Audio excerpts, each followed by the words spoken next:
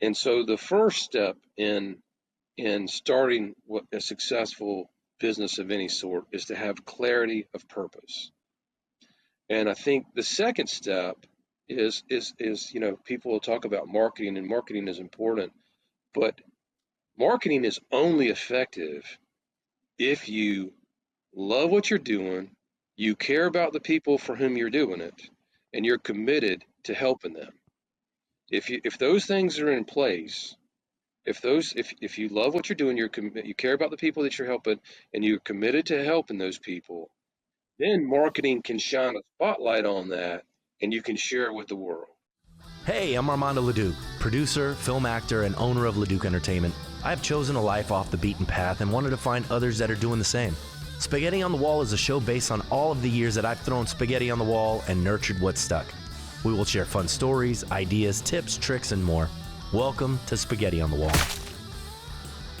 Good morning, good afternoon, and good evening, depending on when you are watching this podcast or listening.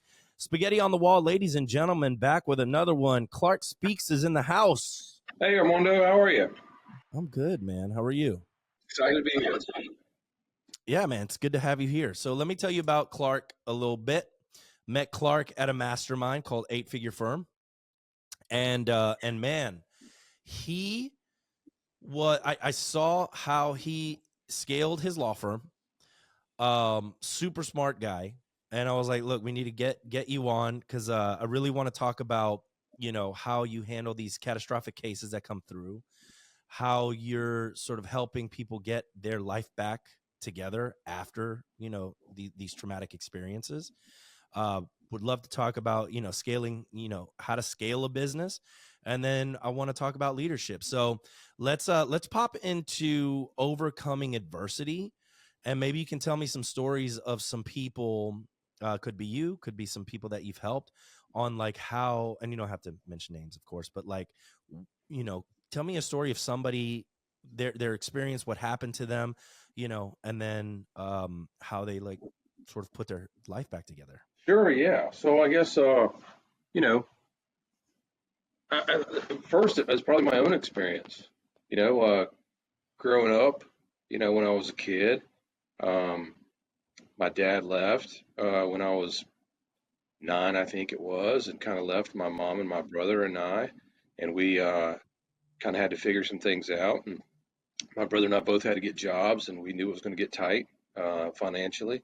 It did get tight, and sometimes we had to depend on our family and our friends and our church for help. And I remember one time I'm sitting at the kitchen table with my mom, and I'm doing a homework assignment, and she says, and I don't feel like doing it. And I'm kind of spinning off into other things, and obviously not focusing on what I'm doing. And she's like, "Hey, you need to do your best on this assignment." And I'm kind of like roll my eyes or whatever. And she's like, "Well, God expects you to do your best." And I'm like, you know, what does that mean? I mean, I don't, um, and she says, well, for unto whom much is given, much will be expected. And I'm like, much is given, we're behind on our rent, we don't have enough money for food or groceries or whatever. I'm wearing my big brother's shoes, and and we're having to depend on our friends, family, and church for help. What do you mean? Where's God? And she's like, well, who do you think gave you your friends, your family, and your church? And I started thinking about it, and it really hit me, and it struck me as powerful. And so after that, I always sort of started looking around places to find helpers, people who were uh, kind of the people, the go-to people in our community, in our society. And some of them were, police officers, and some of them were pastors and coaches and teachers and doctors and stuff, and some of them were lawyers, and so I decided then and there that that's what I wanted to be. I wanted to be a lawyer. I wanted to be somebody who could go out and help somebody through a very difficult time. And then another realization came to me later in life when I started looking back at it. I started looking back at it and I thought, well, this thing that I thought was terrible, I thought it was, you feel bad, your dad's there and he's not, and then you got, events, games and activities and stuff, and everybody else's dad's there and yours is not, that becomes a sort of a source of being self-conscious and being, hurtful and all that. And then I realized later that ended up being a blessing in a lot of ways. And so I think anytime something like that happens in your life, it can be something that's terrible, or it can be a platform for something that's wonderful. And a lot of times it's kind of on how you look at it and how you approach it. So when people are kind of going through it, it's hard to really see what's going to happen afterwards, right? So what are you telling your clients when they're, sort of going through it? Well, sort of it depends on the circumstances, like if you have, we have clients that might have a broken leg or something like that. And there's a silver lining to that, right? I mean, they might, they might have a job that they don't like and maybe they can't do that job anymore, but they can do something else, So, maybe they have a job in a factory. They get injured in a factory type situation, and then they have to figure, okay, I can't work in that way that with a physically demanding job, but maybe what else could I do? And they go on to do something that's creative, and that's that can be a wonderful thing.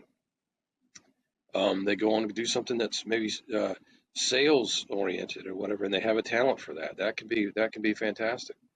Uh, um, it doesn't take away from the initial problems associated with the injury, so they'll need a professional, and they'll need to have professionals come in and help them through that.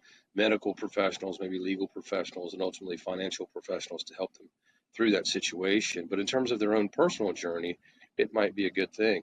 There are some things that are just, there's no silver lining. We represent people who are, uh, paralyzed and that kind of stuff, and people who, you know, family people who lose family members in tragic accidents, and sometimes there's just, there's nothing good about that. That's a terrible, terrible, terrible situation, you know.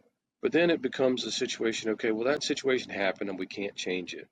So what what good can come of it? You know, and so there's almost always some good that can come of a bad situation, and I can think of several examples of you know in fact, we had so I have a podcast and it's called Catastrophic Comeback, and one of the guests on there is a former client who was young guy, 20 something years old, paralyzed in an accident from the waist down.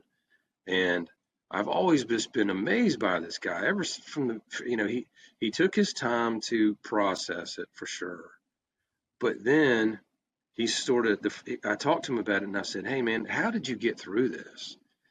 And he says, this is such a neat guy. I mean, I say kid because he's a kid relative to me. He's probably 25 years old, but he says, well, the first thing I thought, as he's in the vehicle's like crushed by another vehicle. He's upside down in the vehicle. He's waiting an hour for medical and fire and safety for people to come. He's got gas running all over him, and he knows right then something bad is wrong. He knows, he can feel that something is bad wrong, and so I say, well, how did you get through this? And he says, well, the first thing I had to do was sort of uh, take inventory and recognize, hey, I'm grateful to still be alive.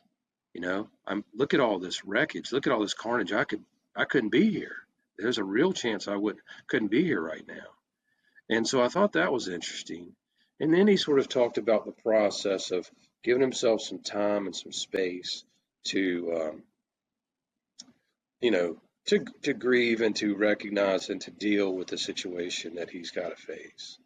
And then he went through a series of other steps that led him to a place of, acceptance, gratitude, purpose, hope, and joy, recognizing that of what he did have, what he does have in the future, that he has these relationships that and he has a daughter, and then he started looking at the things that he can do, and it's incredible what he does. He's an avid hunter. He has some land that he improves. He spends time with his daughter. He has a rich, full, interesting, phenomenal. He started a business. He started a business where he takes drones and flies them around to get images, pictures, videos for commercial projects, maybe developers, builders, uh, real estate agents, those types of things. Just and so this is a relatively uh, young person who has uh, been faced with some really, really a challenge that I can hardly get my head around. But he found a way to recognize that adversity, to see it for what it was, and then to uh, uh, put together a plan for how he was going to deal with it and get past it and move on with his life, and then find you know meaning and purpose and joy going forward, and impact a way to impact the lives of the people around him. And he sure as heck has done that, and I find that inspirational. That's amazing. If you could email me the link to that podcast Sure. so I can put it in here, because I would love to That see it podcast and hasn't share that been with the listeners. released yet, but as soon as it is, Okay. I will do that. Where can people see your podcast, by the way? Spotify, YouTube, Buzzsprout is a place where they can access it, I think. Okay. Um, Cool. yeah, Yeah, send it to me. Yeah, would love to when it you comes got out, it, man. link it together with this. Yeah, it'd be really, really good. I love that story. Would like to hear from him. Switching gears a little bit. So, I've seen you scale your law firm. Can you talk to me about that process and like sort of where you were? When did you start your law firm? 1997. Okay. And so I guess you were maybe at a certain point in revenue, and then like did you hit a spot where you were like, these are the things that I need to do, and then you started doing them and you saw growth, or talk to me about that whole journey. Sure, man. So I started my law firm in '97. I got out of school. Um, all I ever wanted to do was trial work. That's what I didn't really care about making money or being rich or driving fancy cars or any of that kind of stuff. I saw To Kill a Mockingbird when I was young. I wanted to be a lawyer. I loved the way that guy stuck up for somebody else who was in a tough spot, and I wanted to be that guy, and I wanted to do it in a courtroom. That was important to me, is to be in a courtroom.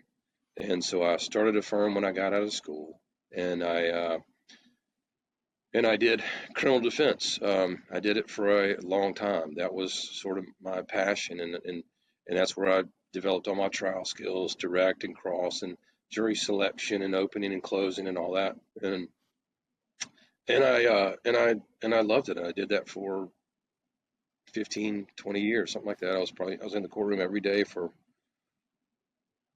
20 years, probably. I don't know, maybe 17 years, something like that. At some point, I guess, um,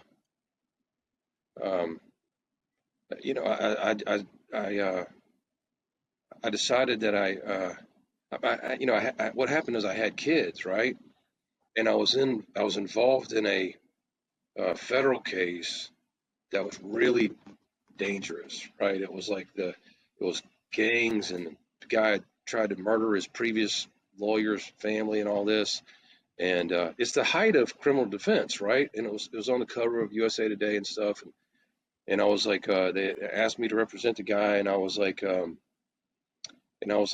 if professionally, I'm like, okay, perfect. I'm kind of getting to the level that I wanted to get, right? The more into criminal defense you get, the more serious and the more attention you get from the cases that you're involved in. And so I get off the phone with them, and I call my wife, and I say to her, I say, hey, honey, listen, I'm involved in this case. We're going to have to take some extra precautions. And this is, my kids are little. And I'm thinking about it, and I'm like, as I'm talking to her, I'm hearing what I'm saying, and I'm like, this is dumb. You know what I mean? I got like a 2-year-old and a 3-year-old. I don't know if I can. So I call him back and I say, hey, listen, you know, I can't. This is not. I'm not in a good place in life for me to have to, look out my window every night before I go to bed and make sure. So I'm like, I can't do this. So they give me. So I said, I told you I would be involved, so I'll represent somebody else in this deal, but I can't represent that person under these circumstances. So I represented somebody else, and then I started thinking, okay, I've got to transition. This is how this is going to go, like going forward. I'm going to represent more and more and more dangerous people, and now I've got to kind of figure out how to reinvent myself so that I can do the things that I love to do, help people who are facing adversity, help people that are going through really difficult times. And so I started working with some coaches, and I work with one guy in particular, and he says, "Hey, look back over your career and talk to me about instances where you felt like you really made a difference for somebody. You were really able to use your skill set to help somebody, and you really felt like this was a professional experience that that was meaningful for you." And so I started thinking about it, and he said, identify three situations, and one of them was related to a lady who had lost her parent or lost her child in a legal proceeding, and I had fought over a long period of time to get them reunited. Another was a criminal matter, and then one was a personal injury matter that was, this lady who had nobody and nothing, and I had gotten connected to that case, and nobody had ever fought for her before.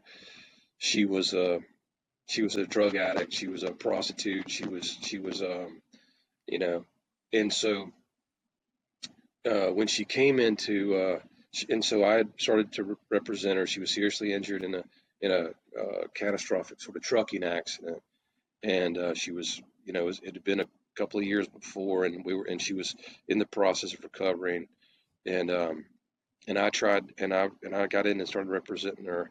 And one thing I did notice as I was getting into, personal injury as opposed to criminal defense is very few of the personal injury guys ever tried cases. And I tried cases all the time because of my criminal defense background. So I tried bench trials and jury trials and federal court and state court and all this. And very few of the personal injury guys tried cases. So, when they said, "Hey, we'll give you this much," and I said, "No, I want this much,"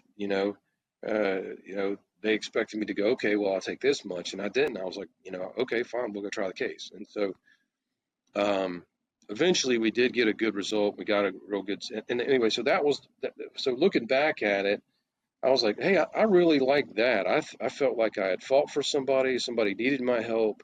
We were able to.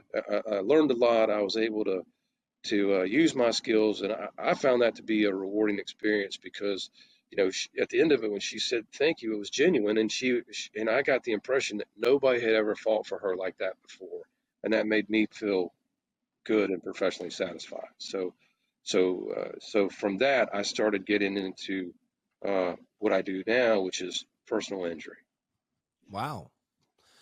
And so you got into personal injury, and let's talk about that exponential growth factor that happened Sure. once you, I guess, got focused with that. So now I have found the thing that I think I'm called to do. Right. I've probably and trying to think of we had just, because criminal defense is kind of a solo game, right? It's like, people come to hire you and maybe a secretary, investigator, or receptionist, and that's it. They come to you. Personal injury is a little bit different. We have teams, I mean, but initially we started off as just me. And so when I had just moved into a new office, and it was And then at that point, my secretary, who I'd been working with for a long time, was like, "Hey, this is all I know." So she ended up leaving and going to work for the city, and it's just me rattling around in a big office, and so I have to start hiring some people. Um, I recognized relatively early on, hey, I need coaches, right? I know how to try cases. I know how to do the the, the legal work, the legal end of this. But if I'm going to do the things that I want to do and accomplish the things that I want to accomplish, I got to get professionals that know how to build a business and to build teams and to do the financial things that need to be done so I can help people, right? And I can focus on what I do. And I think that was critical. And as you know, I have a coach to this day. I think we have the same coach and some of the same groups and stuff. And uh, but the first thing in my mind was identifying my calling. You know, I, I got, I'm like you. I got kids, right? And I remember my son was my son and daughter were little. We used to have these dance parties at my house. I mean, you know what I mean? Like in the Saturday morning, you wake up, and the kids, you turn on, we would turn on, music or whatever. Goodness gracious, I'm sure you have that at your your house. Oh, totally. What songs? What music would you turn I on? remember I put on Move It from Madagascar, right? They're like three Yeah. and four. My son's there and he's wearing uh, black pants, no shirt, sunglasses. It's like 9 o'clock in the morning. And he is just getting down. And he stops, he's sweating. He comes and sits beside me on the couch, and he turns to me and he says, "Dad," I go, "Yeah." And he goes, "God put me on this earth to dance on the stage." And I'm like, "All right, man." Well, so now it's what, 15 years later, whatever. He's in college. He didn't end up following that dream. He's following other dreams. But what struck me is um is to have that clarity of, even for a moment, of this is what I'm supposed to do. This is what I'm meant to do. This is what God called me to do. And so it was about that time that I got the same clarity in my life. Hey, this is what I'm supposed to do with my life, is to help injured people recover physically, financially, and emotionally. And so the first step in starting a successful business of any sort is to have clarity of purpose. And I think the second step is people will talk about marketing, and marketing is important, but marketing is only effective if you love what you're doing, you care about the people for whom you're doing it, and you're committed to helping them. If those things are in place, if you love what you're doing, you care about the people that you're helping, and you're committed to helping those people, then marketing can shine a spotlight on that, and you can share it with the world. If you don't care about those people and you don't care about what you're doing, all that's going to be is a race to the bottom, because more people are going to know quickly that you're terrible at what you do. And so Mm.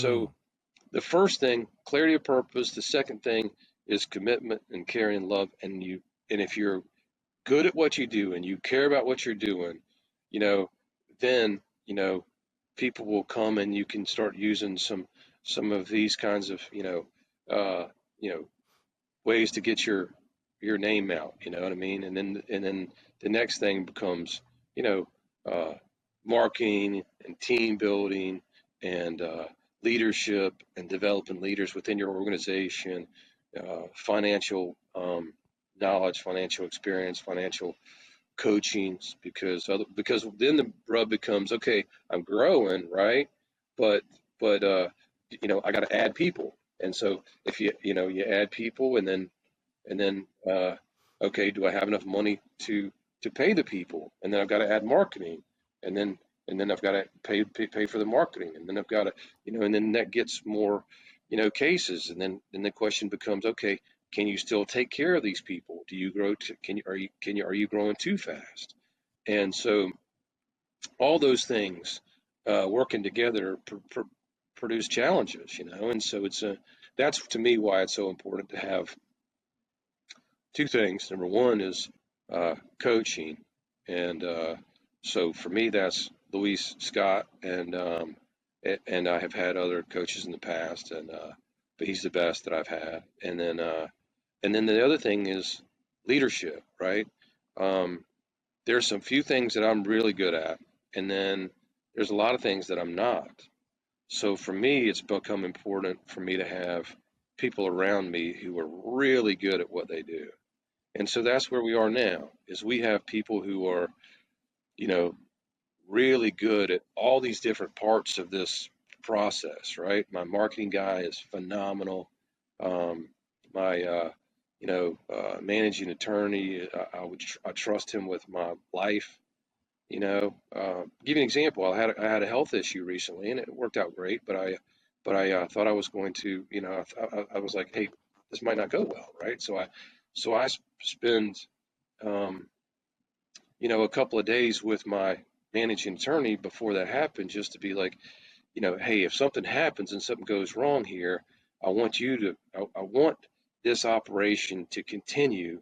I want us to continue doing the things that we do to help people recover from accidents, physically, financially, emotionally. I want you to lead that charge. This is how I would like, and we had an open conversation about what his role might be, what his objectives might be, how he might involve Luis into transition in the process, the thing from me running it and with him to him running it with other people and all that. But just to have people like that in your organization that you like, that you care about, that you trust, and that you know are committed to the same principles that you're committed to, which is, you know, helping other people in whatever your uh, world is. It's crazy, and I love that you said that, because I think being messy and complicated is easy. Simplifying a message and being clear is extremely difficult, right? Like paring it down to like a sentence, paring it down to like the goal that everybody is on, your vision, mission, core values. That is the difficult part. And I think you nailed it. Like, what is the purpose here? Why are you trying? What are you helping with? And then making sure that people that are part of the organization are all on board with that mission. And then it's super easy, right? Because it's like, are you on board or are you off board? It's not, there's no in between, right? Like, you're either moving towards the direction that we're all moving in to make sure that we're actually helping and that we're actually doing what we say we're going to do, right? Not just because we want money, right? And I think that that's a lot. I'm not going to say a lot of business owners, because I don't know what the statistic is, right? The statistics are like, what, 90% of statistics are made up on the spot. So, but I think that you're right on board. And actually, we experienced that in our company when I sort of pared everything down, trimmed the fat, and really got clear about what it is that we do and how we help, especially as a marketing company, because marketing companies, they can do it all, right? Or they say they can do it all. SEO, and then social media, and this, and then that, and then that. And what happens is they do all of it, and you could probably attest to that, especially in the law business. Lawyers are like, oh, I can do personal injury, and then family, and then criminal, and then real estate law. And you know what I mean? It's like, no, just pick one thing and then just do that the best, right? And I think that that's where you start seeing exponential growth, is like, we're all focused on one thing. We know that this is what we do best.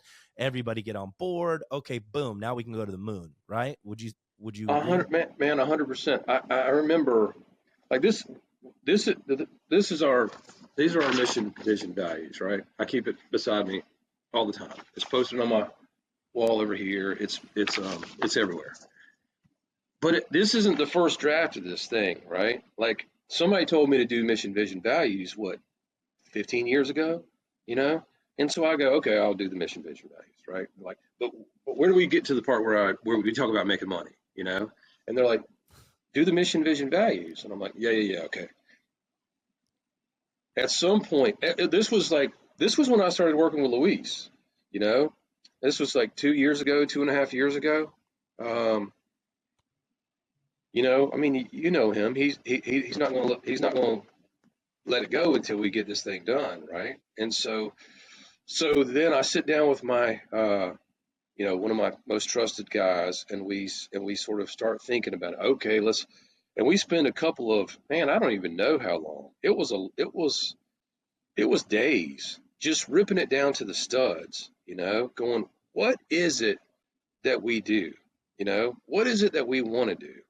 What, who are we? What is important to us? What do we value? And we worked through that. Initially, it was with um, my marketing guy, right? Because we wanted to be authentic. I don't want to go telling everybody, "Hey, we're this," if we're not. So I want to be like, who? He's asking me, through with in Luis's framework, my coach's framework. Who are you? What are you about? What is important to you? What are you trying to accomplish in the form of these mission, vision, values? And we get it, and we spend a lot of time putting it together, thinking about it, editing it, and then now we have it at our grasp all the time so that we can refer back to it. And like when we're making decisions, I mean, we're making marketing decisions, we're making financial decisions, we're making HR decisions, we have some kind of conflict, we have some kind of whatever, we can refer back to these things, and they are guiding principles that help us make decisions.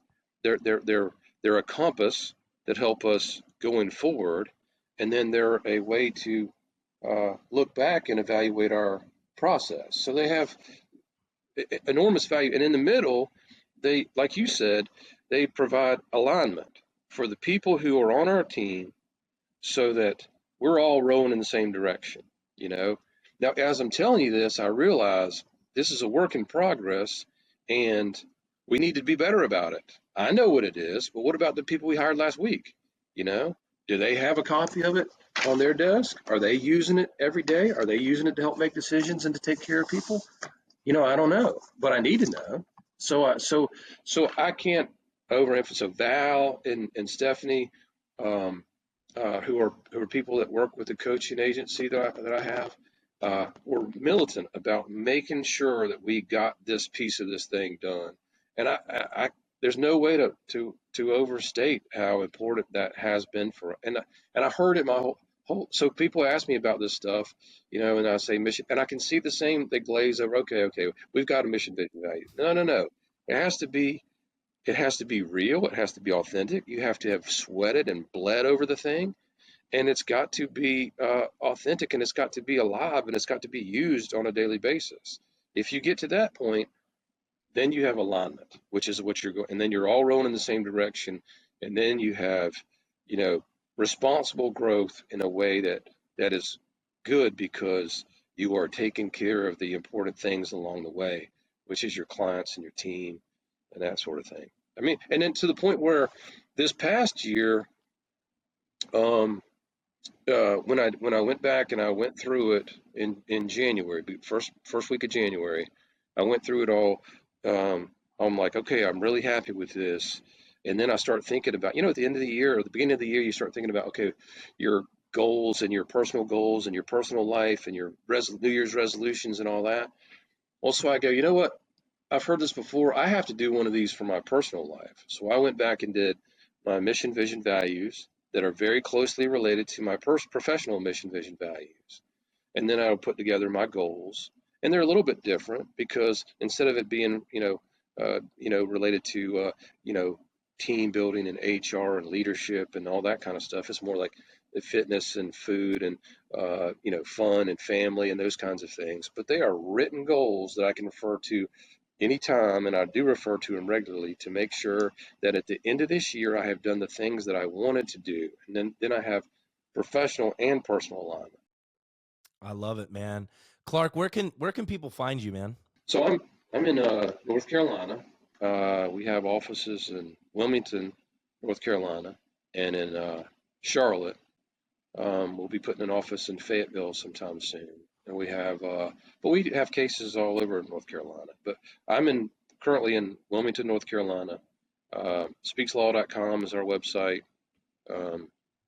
Speaks Law firm on Facebook and Instagram, and then Catastrophic Comeback is our podcast, and it's on YouTube and Spotify and Apple and all that. So those are the places. Very cool, man.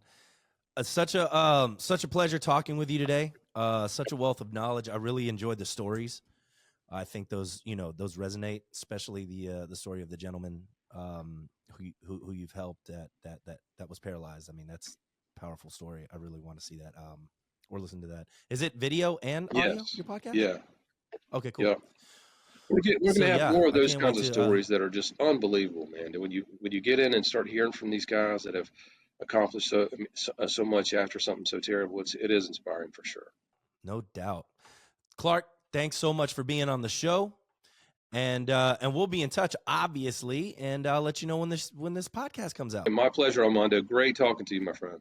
Thank you. All right. All right, and that was Spaghetti on the Wall, ladies and gentlemen, brought to you by LeDuc Entertainment. For all of your social media podcasting needs, we got you, and you can watch us anywhere where you can watch this podcast. You listen to it right now, so keep listening, and we'll see y'all next week.